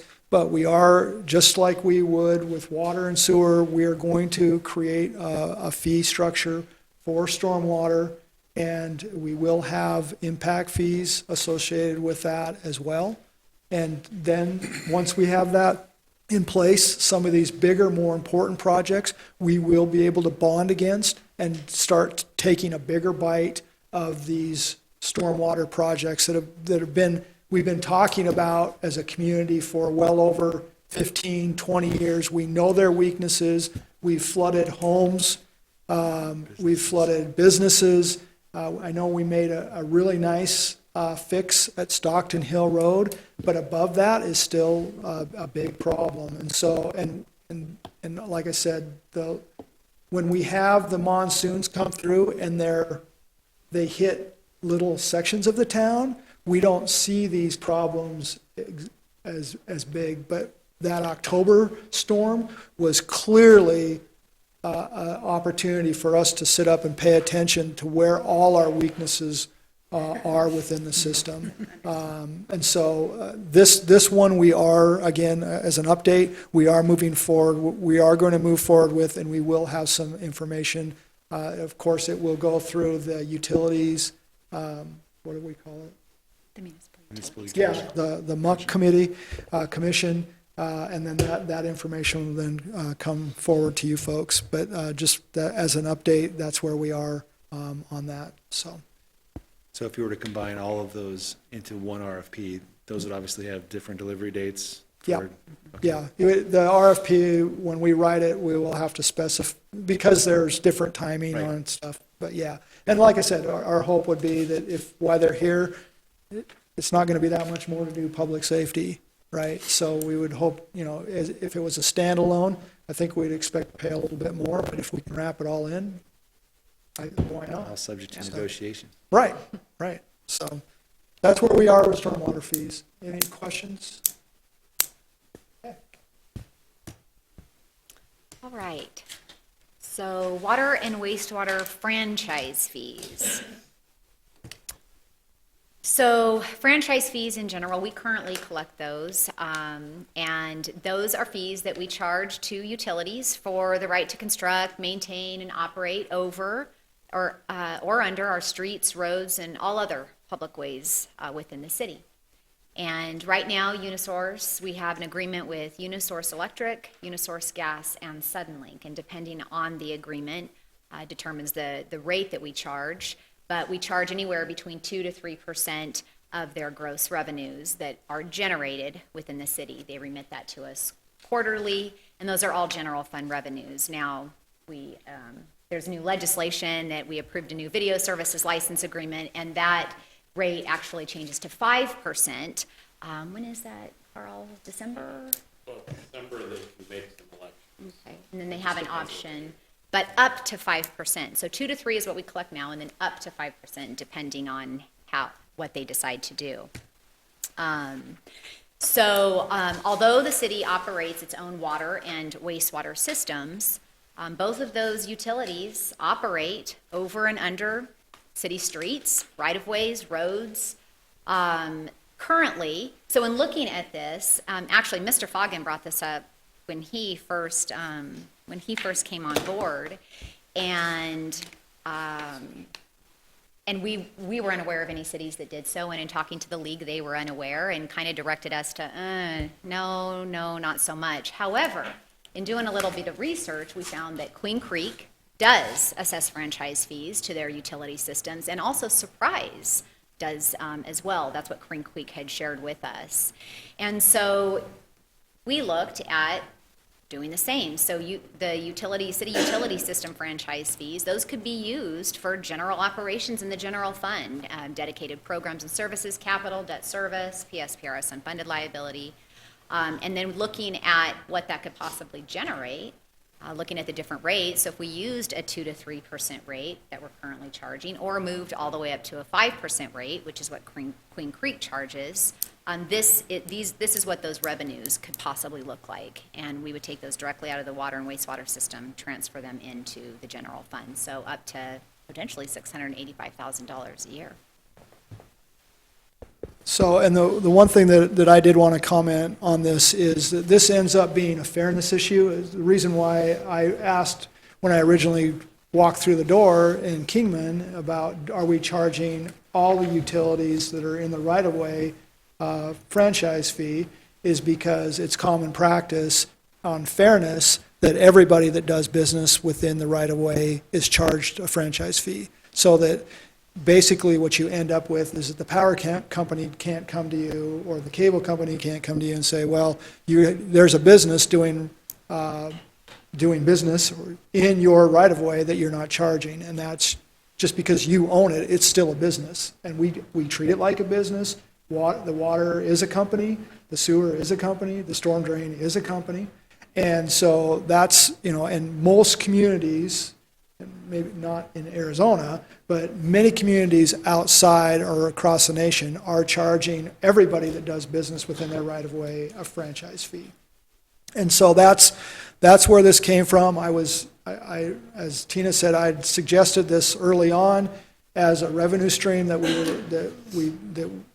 and a fairness issue that we needed to take care of. And we were like, no, that won't work because nobody's doing it in the state of Arizona. It's like, okay. But in talking with Andrew and like I said, doing some research, it became clear that is actually not the case, that we can charge everybody that's doing right-of-way business within our right-of-way. So again, this is one that we, obviously, this isn't budgeted for this year, but as we move forward, what we're going to propose in the 2021 budget will be the franchise fee. And my recommendation is that we charge whatever the maximum is allowed for all franchises. When they, obviously, we enter agreements with the other franchisees. When theirs comes up, that we just automatically look to having that be the maximum allowed. And so I think obviously we don't have to negotiate with ourselves. And so starting with July 1st, 2020, we implement a 5% franchise fee for anybody doing business within our right-of-way, and that includes our businesses. So something I do just as a side note, because it is, we're imposing that on the water system and the wastewater system. It's of course going to impact the revenues that are generated, or the offsetting the expenditures on that side. So ratepayers, of course, pay for that. So there would be possibly a little bit of a deficiency, and at some point we'd need to, reevaluate the rates there too. So just so you're aware how that impacts the ratepayers potentially. But yes. So any questions about that? Obviously, we'll have more opportunity to talk about it during the budget process, but that's what we have for you. We have one more subject, of course, to cover with you, but we're going to excuse Andrew unless there's any additional questions for him. Seeing none, thank you, Andrew. Yes, thank you Coming up here. Could Very informative, Thank you. Can we take maybe a 2-minute break for this? yes. Manager Foggin, we're going to need to take a short break. Short break, 5 minutes. Okay. Thank you. Thank you. So the final section that we have, we've talked about these things, but it's kind of that time where, depending on where we want to go, the rubber needs to hit the road.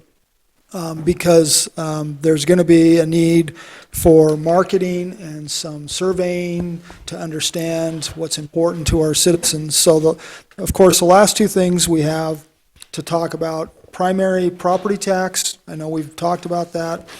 And then, of course, the transition privilege tax or sales tax. As a reminder, the property tax has its own standalone requirements for election, and that is May. And then, of course, we cannot have, based on the decision by the voters last year, we cannot have a vote on the sales tax until November 2020. And so, with that, we just want to walk you through some of the numbers, what these would look like, generating some ideas, taking some feedback from you folks. So, Ms. Tina, you want to start walking us through what you got? So I just wanted to start first talking some different definitions for property taxes. Quickly walk through what some of those definitions mean. So, talk about a property tax levy. We're talking about the amount of money that we as a city raise in property tax. Talk about limited property value or property valuation. This particular value is calculated according to a statutory formula. It's designed to reduce the effect of inflation on property, meaning that the property value is not the same as what market value. And then we have our assessed value, and that is derived by multiplying the limited property value times an assessment. That assessment ratio is different assessment ratio based on the type of property that it's property. So what we need to keep in mind when we're establishing or going to the voters to establish a property tax is that the levy that is established, the ballot, becomes the base levy amount going forward. So whatever that dollar amount is, we can back out to the voters in a few years and increase that. That is our base levy. State statute does allow for that levy to increase. A few years ago, when we were presenting on this, it was 2% construction. And so, in looking at this statute, it seems like it's very similar, but it's complex and it's money with the assessor office, treasurer's office. There is a slight, you can increase that levy each year by a slight. The base levy not be increased, and not be increased by the limit. So, although the base levy limit can't be increased at the will, council can under, meaning that if we say, you know what, we think that down the road, we may want to levy $3 million, but we don't need to levy that right now. We maybe only need to levy $1.5 to $2 million. We can go out and take to the voters $3 million levy, but levy a lower. So we always want to take into consideration delinquency rates, so we never want to get too close to that levy when we go out to the voters. Take into consideration we'll have the rates. And also there are exemptions that, that the property owners, certain property owners are exempt from property.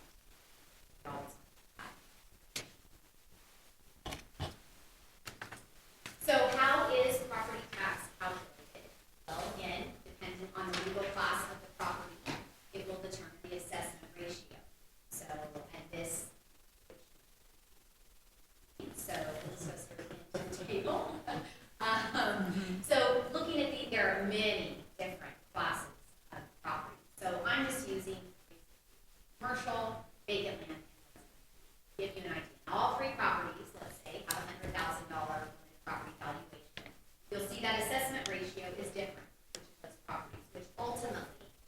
will change the total tax. You'll see commercial property will bring in $180 based on the dollar tax, whereas the residential property. So, and legislature changes. So let's look at levies, rates, and cost of property. So using the fiscal year 19 assessed value, which is final value, not 20. If we were, depending on what that Kingman levy would be, so $1 million, $2 million, $3 million, $5 million, and depending on that levy, our rate. So we'll see. And however high the levy gets, rate also. We know that all of the other rates at property, counties, school districts, and so the total rate, approved it, you'll see how that. So the total cost of the property on the levy, you'll see what that is for the year. Right now, property owner, $1,000 limited property valuation, $1,057 is, and that last currently paying how much?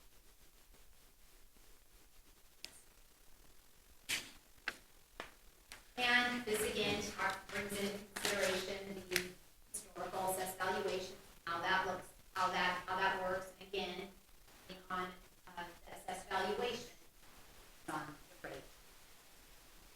Sorry to butt in, Kidding. but, yeah, That's all right. Thank you very much. Didn't catch me. I'm sorry, I was really looking at your slide. So again, just to show how those assessed valuations impact the rates and ultimately the cost to the property owners. So, so that was just primary property tax, how it works, what we could potentially collect, how assessed valuations work.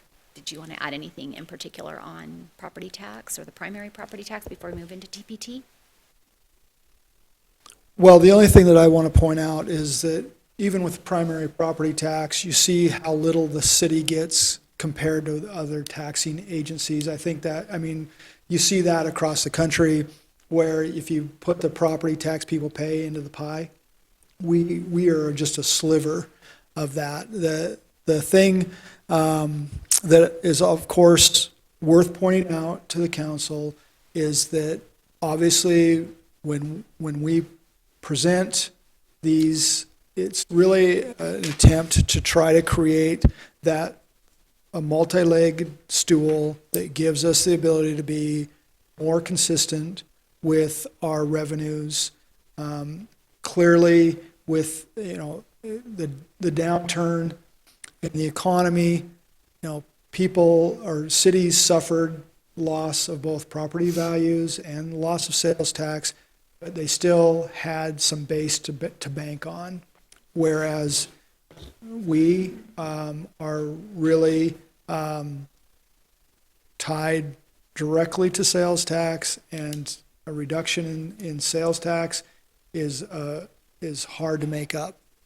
And so there's this really smooths out our tax revenues. And so I guess that's really what I had to say. It is what it is. The numbers aren't staggering by any means, and we're happy to provide additional information with regards to what the impact would look like over a number of classes of properties. But this at least gets you the idea of what we could expect to collect and what it would cost. So. I have a question. When we proposed the increase in the sales tax, one of the things that we did, we passed an ordinance so that it would specifically, that increase specifically went to streets or it went to infrastructure. It was our word, that we were raising it for a reason. And I agree with you. I think while I prefer sales tax because it is spread out by a broader base, I am concerned about the fact that there isn't a lot of diversification in our revenue. So could we, this is a long way to this question, could we say, we would like a property tax so that we had money to go towards streets, and then specifically pass an ordinance that would make it so that everything collected by property tax, we would say, we need $4 million a year, so we're gonna do this $4 million, it's only gonna go to streets, and that's it. Can we do that with property tax? No. I don't. Oh, I thought you were laughing because the answer was no. Oh, no, I don't know that answer. Okay. So I mean, it makes people feel more comfortable. we that had what this they're discussion the approving last time we is going went. somewhere. Right, the last time we went through this, and I guess the answer is yes. Okay. Subject to the council changing Right. that. You can't do anything about that, but you Right. can But you say, can, our intent is to find a new revenue stream to pay for the streets before they turn into dust, and this is how we're gonna do it. And so the voters know they're either saying yes to streets or no to streets, and then, and there was the, and again, you have to be careful how you word it, because during the election process, you really can't say it's gonna be dedicated, because it's not. but you can It- market it that way. You can, there's the marketing that the council can Right. do, not that the staff. But yes, there's we had that discussion, if you could exclusively say that's what it's for, and you cannot do that, but you can do it, I mean, as a property tax, Uh-huh. but as an ordinance, yes, you can do that, again, subject to You change. can't do the ordinance until this is approved. You couldn't say, if you, if you I'm not do saying this, you we'll could do that. probably write the ordinance ahead of time, because, You you know, could. that's not, the thing's non-existent, yeah. If there isn't the funding. You could put an ordinance that says any property tax that we collect is gonna go completely to street funding. Sure. Okay. Carl? All right. So then moving on to TPT, we're all very familiar with TPT. It is a tax that's levied on certain persons for the privilege of conducting business in the state. However, those certain persons certainly pass through that tax to the customer. And then, based on a third-party study, 50% of our retail sales in Kingman are made by visitors. Our current tax rates are below, and our retail and use is 2.5, restaurants and bars are 3.5, hotels 6.5, construction is 2.5, and our commercial and residential leasing is 2%. So this is a slide that we've shown a few times, and it just shows the different categories of TPT that are available to us to increase, or that we may want to increase, or establish a new one, the food for home consumption. And then we broke out the revenues by increments of 0.25%, so you could see what that could potentially generate in revenues for each of those categories. And then, of course, what the cost to the consumer is by each of those increments as well, based on certain valued items of purchases. Do you have any questions on the different categories? I know we've talked food for home consumption a little bit, and some of us are not in favor, some of us are, and so, or we haven't said necessarily no, but some definitely have expressed no. And so, yes. I do, Mayor, may I? On the food for home consumption, is there a limit on what we can tax? Someone mentioned milk, and certain basic items are not allowed to be taxed. Is that indeed true, or is that something that we know for a fact? So I don't know that for a fact. I know It's not that- something that would be, so it's all or none. So, I don't know. yeah. But what I'm saying is, I don't know that answer. Okay, and then the next question would be, on an EBT basis, someone's using the EBT card, we would assume that they would indeed be taxed as well, correct? I would assume that. Okay. yes. If we could, that would be a really great answer, and if, I would be more than willing to do the research for you if you could just tell me where I could go to find that, so. It's right inside the Okay. policy. The tax We're Thank you. happy to look at it. think that would be a good I've one. never heard of any product that was Specifically exempted. exempt. I Right. don't think, I agree, I don't think there is. I think it would be hard to cover, and who would you actually say yes or no to on that, but, yeah. The WIC products. Yeah, yeah, no, they're not, I mean, we've been watching, there was a little bit of an attempt to go after sales tax on food at this last legislative session. I think that the folks that were sponsoring that, at least one of them was a co-sponsor, was one of our representatives from our area. And after having some educational conversations, I think it became clear that they were going to bankrupt some cities. And so that was put aside. But yeah, in those conversations, I do not recall ever hearing about exempted items. But we'll still get the information and get that over to you. Okay, so I have a question on the TBT tax. Because I think what you just said is you cannot put something on the ballot that says this increase is for X. But when we were talking about the 1% increase, I remember the question coming up multiple times. Did the city want to split those in half and let the people vote on 0.5% for streets and 0.5% for capital improvements? So are you able to put something on the ballot to say, do you want to approve a half that would go to streets and a half that would go to capital improvements? Or is it, you're just asking for 1% altogether? So when you increase tax, just like when you increase a fee, you have to provide a report as to what you plan on using those monies for. And that's what we did, is we provided that report saying that the 0.5% was going to be dedicated to pavement preservation, and the other, we didn't say it for the capital projects, but Right. we increased it for the capital projects. So I don't know as far as the ballot question is concerned. I don't know how that would work. I'm not sure. I would, again, I think, the property tax, that's an easy answer. This one, I think, is a little more off. But I would suspect probably, again, no, because you're generating that income that goes into your general fund as a Right. whole. 1% is 1%, what Right. you want to So- do with it. Yeah.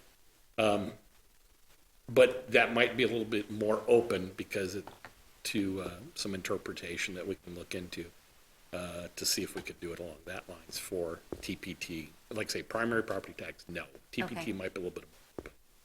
And I'll look and see if I can come up with some research on it. Okay. Because we're in a different situation now than we were in the past, so. Right, and then you know, streets maybe has a better chance than, I still don't think anybody knows what capital improvements means. So they have no idea what they're approving, or that they're keeping water going through the pipes to get to their house. And I don't think a lot of people understand that, so that's a harder one. But if you could specifically say, would you like 0.5% for streets, it might have a better chance. I'm still skeptical that anything at this point would be approved, but maybe that would help it. It's easier for people, I think, to understand this money is for parks and police and fire and road construction than it is calling it capital improvements. And There's no doubt that police and fire, you know, we're having problems with funding, and that the pay we're offering is not helping with retention, it's not helping to attract new people, so, and that's visible, right? I mean, the chief said last night, there's 11 part-time people that are needed, KPD's 9 people are needed, so maybe 1/2 is for police and fire, 1/2 is for streets. Which one do you like? Do you like them both? As I've said, it doesn't really matter to us. Right. That just means that when that money comes in, we have the options to take care of exactly what you're talking about. Right. Well, the question was the other day when we were at the ribbon cutting for the park, a reporter asked me, well, so this is for, this was paid for by the 1%. I said, no, it was not paid, or it was not paid that way. It was because we were able to pay for streets with the different revenue source. That freed up a little bit more money. So now look, kids actually have playground equipment here, you know. So that's, I get that. You're designated to go somewhere. It just frees up other parts of the pie to pay for necessities. Right. really what we're talking about is just a revenue source to pay for road maintenance and general fund capital projects. Is that right? And whether that's covered by The more we, property tax and right, diffs and the whatever more else. we have or the less we have to transfer out of the general fund to Yeah. take care of roads is more towards capital. Yeah, right. Well, I certainly don't have any objections with you putting it onto the ballot, because it's up to the voters to really decide how they want to proceed. You know, I think it's fair to say it's a better deal for the citizens to do sales tax, because you get 100% of the benefit and you're only paying half the cost. If someone tells you, we need $4 million to do our roads, but we only need you to pay $2 million of that, it just seems like a better deal to me. I support the property tax because I really believe we need a diverse funding stream. I do not expect it to pass. And I think it's worth a shot because all the things you said, Manager, a city that is totally reliant on sales tax is at risk if we have another major downturn. And that is probably a given that at some point we will. And so I would like to suggest that we go for it, and I do not expect it to pass. Well, may I state something with that? You mentioned that we were going to hire a marketing firm. This isn't our job to market it. It's our job to have conversation with people, I'm correct? going to interrupt that part right there, because I was going to jump in with when you're putting something on the ballot, you cannot utilize city funds Okay, to promote anything. But, okay.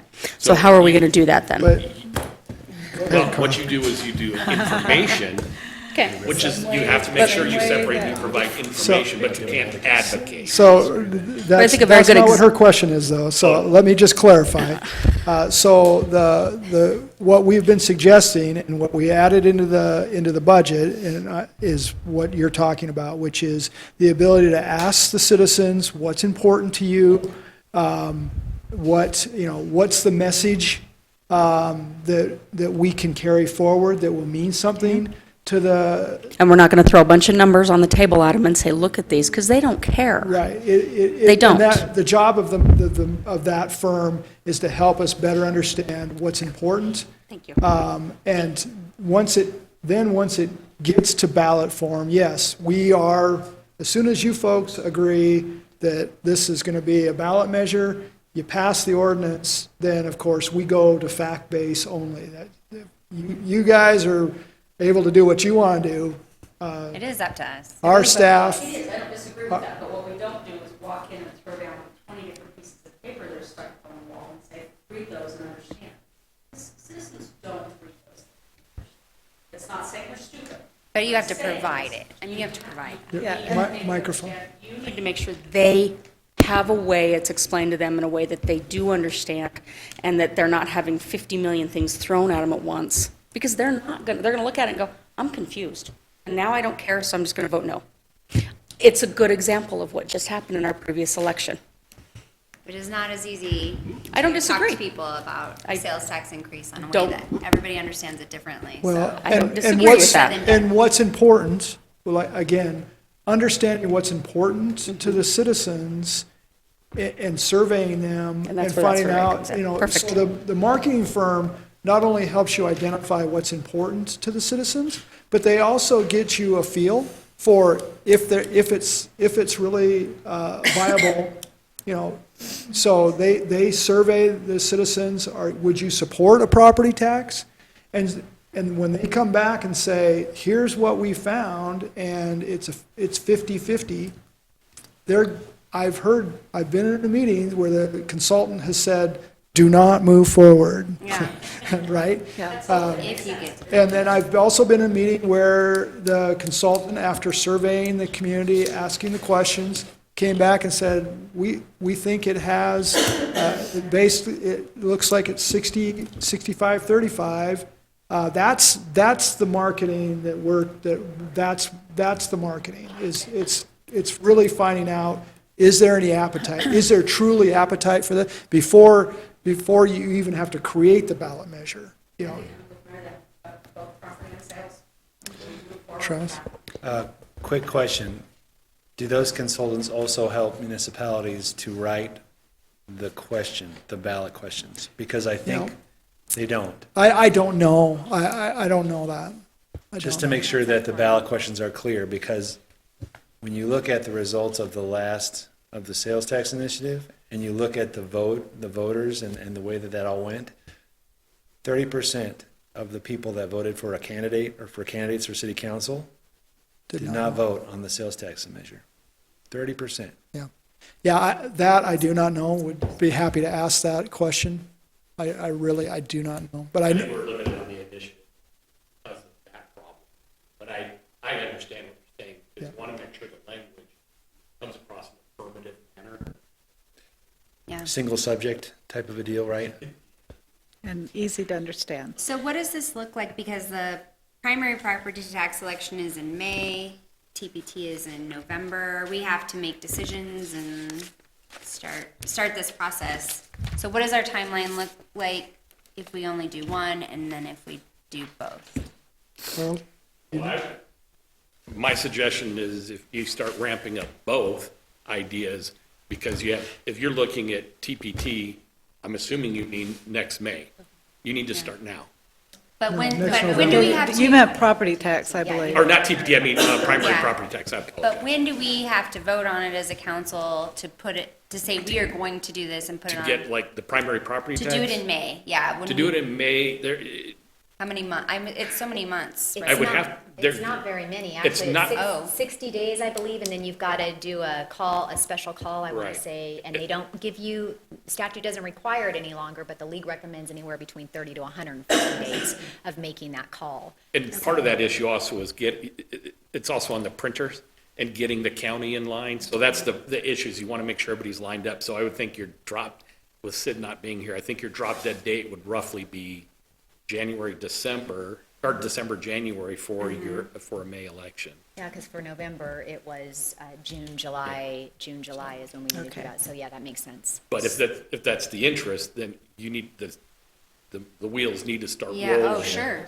Well, so do you think that's enough time to do those surveys and have all that prepared before December? Yes, so I do think that the surveying and the report that the consultants would be involved with is really, I watched it happen within less than 90 days. Okay. So it just, for us, the challenge for us is would be identifying the firm. Not, I'm not familiar with who does that work Okay. here.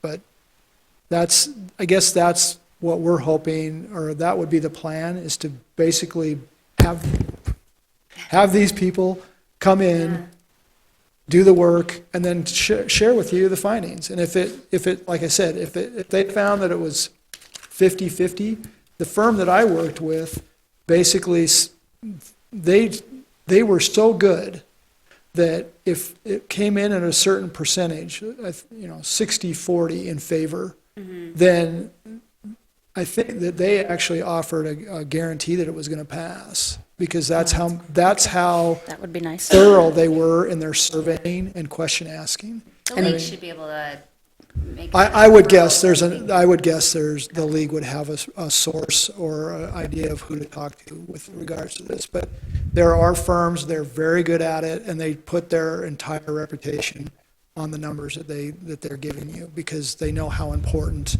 the information is.